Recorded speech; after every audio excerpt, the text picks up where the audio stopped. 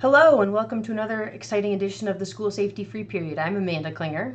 And I'm Dr. Amy Klinger. And we are with the Educators School Safety Network. We are a national nonprofit organization, and we provide school safety training and professional development and resources and technical assistance to schools.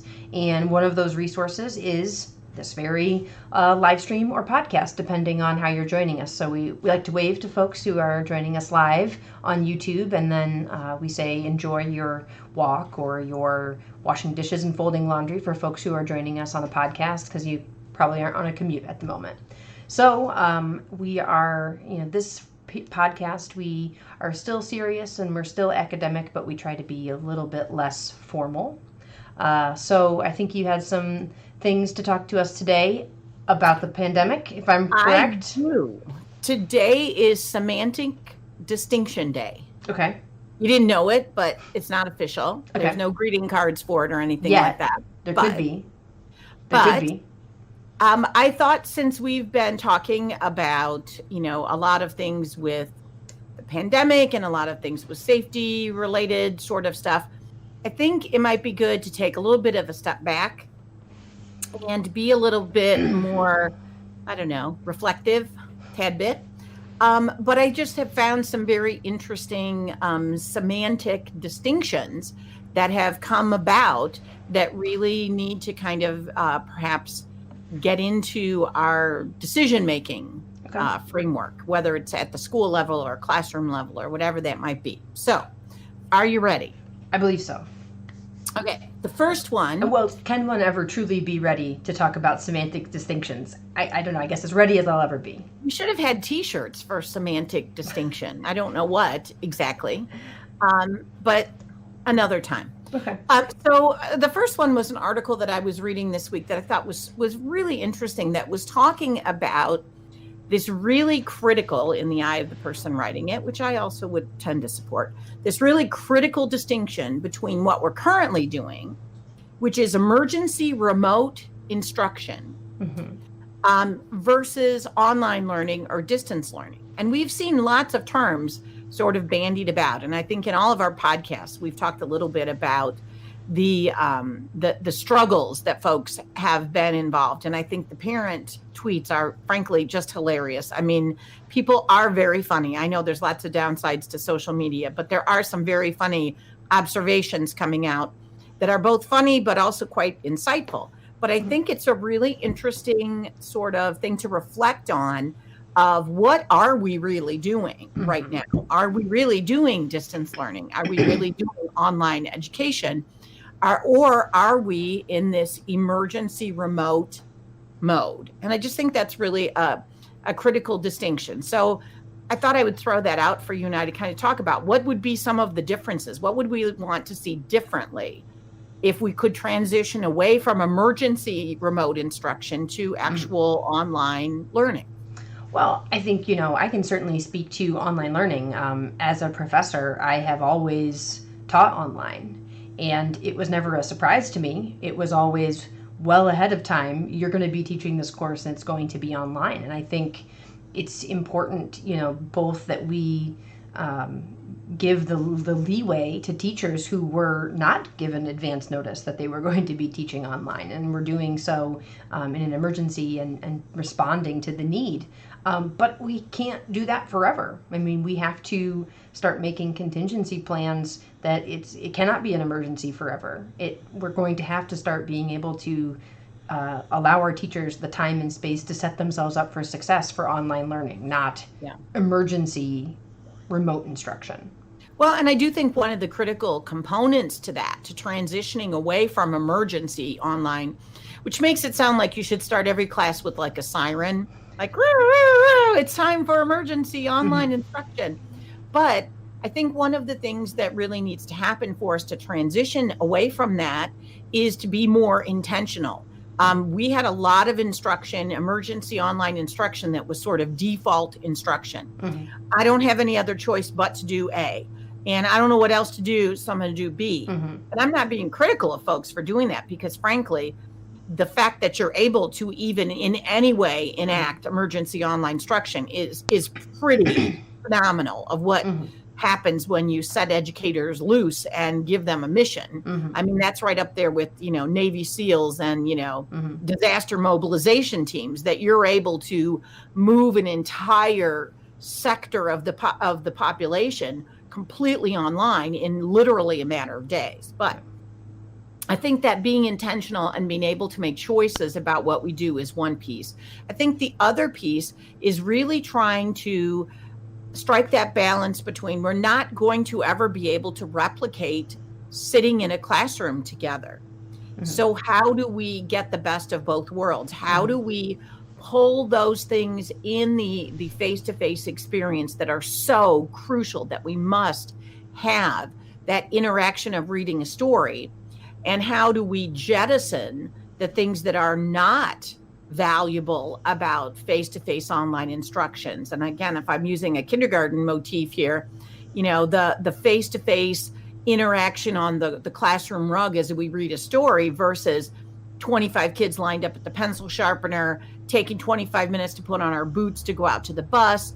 Those sort of things we don't miss in the online reality. So how do we get the best of those experiences? I think part of the problem is we have difficulty identifying what is the best about the distance learning piece. We all, as an online teacher and a face-to-face teacher, I can very easily identify the critical, wonderful components of a face-to-face interaction. It's harder, and we have fewer experiences identifying the really good parts of online instruction, where you, as primarily an online instructor, may find that to be much less of an arduous ask. Mm-hmm. Well, and I think it's also important, even in this discussion that we've just been having, we've sort of fallen into the pattern of thinking that either we're having normal school face-to-face instruction or we're online. And as we've talked about on this podcast and in other things, we're going to need to have that's going to have to exist on a continuum. And it might be that we're going to have normal school for 2 weeks, and then we need to be transitioning to remote learning for 2 weeks, and that we need to be able to find, or we've talked about staggered schedules, that maybe we'll have half the class will be here on Monday and Wednesday, and half the class will be in the building on Tuesday and Thursday, and on the other days folks are learning remotely. And so that's going to need to be part of that creative problem solving, is figuring out what are our constraints, and then how can we maximize the opportunity that we're afforded. Yeah, and I haven't heard a lot of conversation about the strengths of distance learning that had, other than the thing we always rail against in school safety, which is the convenience of adults. Well, it's convenient to have online classes, and it gives us flexibility in our schedule, but we need to mine or look through or sort through and find what's the stuff about online distance learning that's really good for kids, as opposed to convenient, cost-effective, whatever those other things are. And so I'm not seeing that. Like, I think we need to start digging around in the drawer of online instruction and start pulling out the stuff that this really makes sense for kids. Well, I think that's not happening yet. I think if nothing else, one of the easiest ones is the different pacing. You have different students learn at different paces, and how online or remote instruction is so much more conducive to that than being in a classroom. And I remember that from my own school experiences. I think I would have been very well served by being able to move through material at more of an individualized pace. And so that's, I think, an easy one to think of how can we leverage this opportunity that we have we have to be doing remote learning. So how can we leverage that making sure that students are able to work at a pace that benefits them. And the self-pacing you're talking about goes both ways. I can remember in an online statistics class way back in the day when it first became online, the joy of being able to rewind that video and have her explain for the 18th time how to do this problem that I couldn't wrap my head around. So I think that's a really good point, that it goes to both sides of that. The other thing that I haven't heard discussed, and you just alluded to it a little bit, is, we've talked about this half and half or staggered. Some people come to school on Monday, Wednesday, some people come Tuesday, Thursday.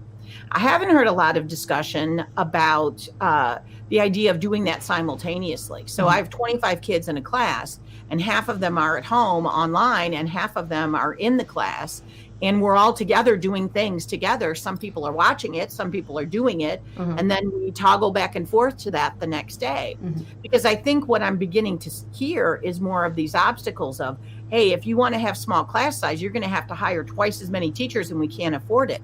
Well, maybe we can do it with our existing numbers if we can be more creative about being able to do things simultaneously, having online instruction and face-to-face happening at the same moment. And I haven't seen a lot of discussion about that. Yeah. So that's our first distinction. The second one is the difference between physical distance and social distance. And we've talked about this a little bit briefly. We've talked a lot about, it's a new buzzword, I guess, of social distancing, and we want all those sort of things. But I think we need to be really cognizant of that really subtle but important distinction in schools. We are not trying to keep kids from being social with each other, because that's a critical part of their school experience. And I'm concerned about that we are creating this idea of you can't talk to other people, you can't be involved in other people. We need to keep this sort of closed society, which is already a problem, frankly, in some secondary schools. And we know from our work in safety what some of the terrible outcomes of that isolation are. And so I think it's really important for us to kind of deliberately choose the discussion of physical distance as opposed to social distance. Maybe a way for the physical distance, those things where it's like an inflatable clear plastic thing, and they play soccer, like you're in that ball. You could put all the kids in one that was like 3 feet, and then. Well, what do kids like more than the floor is lava? So if the floor is lava and it's 6 feet of lava in between us, I mean, okay, maybe that works. But I do think it's important for us to not, again, default to it's more convenient to keep kids apart. It's more convenient to do this and that. We have to make sure that if we're going to remove some social opportunities, that we're going to somehow replace them or provide opportunities that are not physical, but are social. And I'm not sure, and I would hate to see that default to purely a technological piece. Yeah. So anything else to say about that? No, I think, you talk about defaulting to only technology solution, and you talk about the dangers of isolation, whether that's in high school students who perpetrate crimes because of extreme isolation and other factors, or whether that's just adults who feel very isolated. I think you're right, we cannot just throw only a technology solution at this. I think the social part of it. I think the last 10 years of having smartphones and the accompanying decline in mental health metrics, generally speaking, would indicate to us that technology cannot replace face-to-face interactions, and it can supplant it, and it can help us, and it obviously a lot of technology has helped people during this difficult time, but in a long-term sense, we're going to need to find a way to have technology help when we really, really need it, and find alternative ways to connect with people as humans, as we have for thousands of years. Because if you have a kid that has social issues, or you've got somebody that's been sitting in their house since March, and it's now August, and they've been in their house, or they have been, an only child or one kid, or, there've not been opportunities for taking turns and having to wait and doing all the things that we want kids to do to be able to have appropriate social interactions. You've got kids that are getting some deeply ingrained habits just by nature of the environment in which they've had to sit in for, 2 or 3 or 4 months. And so I think that social part of it is going to be even more critical, not less critical, when we finally get back into face-to-face sort of situations. Not to mention, spending half my life with middle school, there is no such thing as a social distance or a physical distance in middle school. It's essentially having a school with, 350 puppies. I was going to say, it's like a puppy pile, one big puppy pile. So, and then finally, I don't envy the job of whoever has to disinfect the middle schools. So finally, that's essentially every mom goes, yeah, I get it. I just do the one bedroom, let alone all of them. So finally, I think it's important to have this little bit of a distinction between what is doable, meaning we could do it, what's feasible, and then what's desirable. And I'm referring here to an article that I read that was a survey where in the UK, so full disclosure, and they were surveying teachers in the UK about what they felt was feasible to do as they transitioned back to school. And I'll start with the extremes. The one thing that everyone agreed on, 72%, so it's a significant percent of people, thought that it was absolutely impossible to do social distancing in a school. I thought that was kind of surprising because I would not have anticipated that would be the thing. I guess, and I'll read just briefly from the article. Social distancing would pretty much be impossible to manage in schools strictly and consistently all of the time because of the constraints on spaces and the reality that there is a mix of age groups and behaviors. Yeah, okay. If you want to be a purist about social distancing, it probably is impossible. But I don't think it is impossible. I think it is feasible to some extent. And again, if we can subscribe to the metric that some social distancing is better than nothing. So there was that one. I thought that was very interesting. But what they did agree that they thought was pretty feasible and doable were staggered breaks, dividing up the week, as you suggested, with kids coming in certain days of the week, bringing smaller numbers of high-risk populations or, that have intensive needs back first, to try to close some of those achievement gaps. And those were all between 66 and 69% that they felt were really significant and doable. Less than 50%. So these are the things where half the people go, no, you can't do that. Less than 50% were discouraging parents from coming into the school. Felt like that was not going to happen. Reducing class sizes. Felt like that was not going to happen. And staggering pupils' schedules and doing more creative things with scheduling than just like, the staggered start. I think they meant the start and arrival times. And I think that's really interesting because those three things, with less than 50% feeling it's feasible or doable, I think is really predicated on thinking from February of 2020, where we went, parents would never stand for that. Well, I get, it's important to hear voices from the field in the survey, but if you would have asked, hey, can we do emergency distance learning, emergency remote instruction on 4 days notice, 100% of people would say, no, we couldn't. So yeah, if you asked that on February 1, you would have had 150% saying, nope, not possible. How percentages work. But yes, it sounds difficult, but educators managed to do this. But what I think is interesting about that is, again, using this doable, feasible, and desirable sort of metric, we don't have the limitations we had before. A parent right now would be, I'm not actively homeschooling my kids, but I'm going to go out on a limb and go, there's a lot of parents right now that if you could take their kid for like an hour and do some instruction that they didn't have to do, that would be pretty good. So it is kind of a sliding scale. Our expectations have significantly diminished. But also, I think parents have begun to realize that the traditional custodial function of, I give you my kid from 8 to 5, and I don't worry about it in between, that is largely significantly diminished. And so I think a lot of these things become much more feasible. But then the question becomes, just because we can do it doesn't mean we should. So now we're into the metric of desirable versus just feasible. And I think that's where we get into some more difficult conversations. Cool. Well, I think that about wraps it up for today. If you have any questions, you can always reach out to us on social media. You can find any of the other resources we talked about on our website, www.eschoolsafety.org.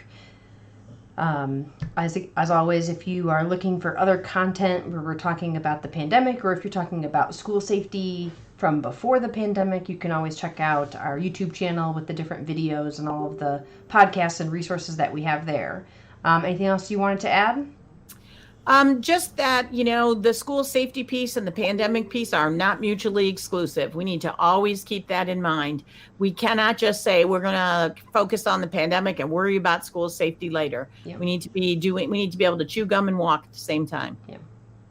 So there you have it. And until next time, thanks.